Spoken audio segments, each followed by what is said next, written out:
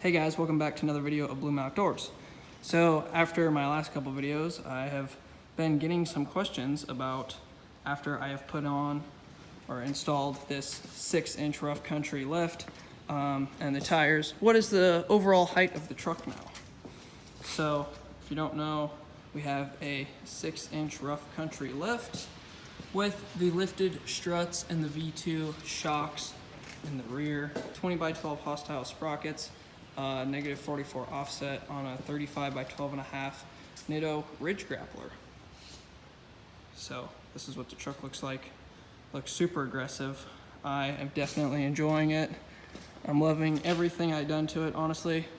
When I look back, I wish I would have just done the lift and tires and wheels first, because in my opinion, that's my favorite thing I've done to it so far. Don't get me wrong, I love everything else. I love these Alpha Rex headlights, the color match emblems, Raptor style, grille lights, fog lights, emblems, badges, everything I've done to it so far. I'm loving it all. Tint, heads up display, love it all. But honestly, that is what attracts the most attention, and I love it. It just looks so awesome, and I'm a huge fan of it. No issues with the lift or tires or wheels or anything so far, but I also haven't had it that long yet. If I end up getting any issues or anything, I'll let you guys know, but for now, then we are just fine. But I did not do a measurement of total truck height before, so I'm not exactly sure what the stock height is, but here is a quick little tester to see if any of you have a truck like this and are gonna put a lift on it. Then here is how you can find out if it will fit in your garage or not. Thankfully enough, we have a 13-foot door, so we fit just fine. But let's get a measurement on it. I'll come up to it here first just to show you guys. So, I mean, my arm's basically straight out right now. It's a little bit lower, but it's basically straight out, and I'm about like 5'11". My arm's basically straight out for the door handle.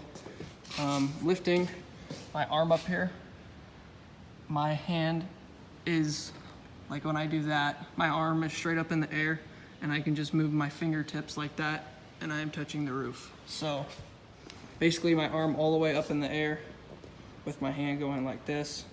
So, and then this is my arm all the way up in the air. I can't even reach the antenna. Man, focus. Camera does not want to focus today. But anyways, we've got about a 4-inch or so gap there, maybe, hard to tell, from where my fingertip is to me just standing on the ground. And I've also got boots on, so it makes me about 6'1" right now. Let's get a tape measurement on this. I do have a different antenna coming because it's moving around and you probably can't see, but I got the paint kind of chipped off of it for when it was stock height. Went through a parking garage and it hit the antenna and got the paint off. So I got a different one coming, but I wanted to do this video with the stock antenna because I know some people aren't gonna change out their antenna if they do a lift or literally anything to their truck. They might not do an antenna, they might just leave the stock one. So we're gonna do it from the top of the roof, which basically would be that little black thing right there, that I think it's an XM antenna, or like an XM radio antenna is what I think it is. But we'll go from the top of there, because if you have a stubby antenna, then that little black thing right there would be your highest peak. So we'll go from that antenna and that antenna and tell you guys what the height is. All right, I got camera set up on the tool bench right there just to help me out.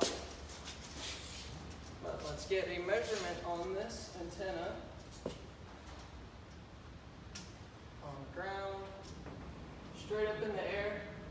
Looks like the peak, or the very tip of the antenna, is at 93 inches, which 7 foot is 84 inches, 7'9". So the tip of our antenna, the very top of it, is 7'9". I'm pretty sure based off the last video I did, I said the overall height in the front was like 8.5 inches. So 7'9", before we were at about 7 foot for the top of our antenna. We're at about 8 inches of height difference, which doesn't sound like a lot, but when you're actually standing next to it, makes a really big difference. I don't know if I'm gonna be able to measure the top of this. So top of the door is about 81, and we've got about another 2 inches or so, give or take, from the top of the door here. I'd say it's about 1 inch here, and then another inch on the antenna. So what, I don't even remember what I just said. Whatever number I just said, plus 2 inches, that here is your answer. So whatever number I just said, I don't even know. I left it on the screen. That is the height for that little antenna right there. So if you do switch this one out, get a stubby antenna, that will be your overall height. But the height of the stock antenna on the truck with a 6-inch lift, with a 6-inch rough country lift, this may vary between the different kinds of lift there is, or like brands is what I mean. Let's say you get a 6-inch Pro Comp lift, it might actually be 5.5 inches, or it might be actually 7 inches, because when it's compressed it's different, or I don't know. Different brands of lift have different variations of what they actually say it is.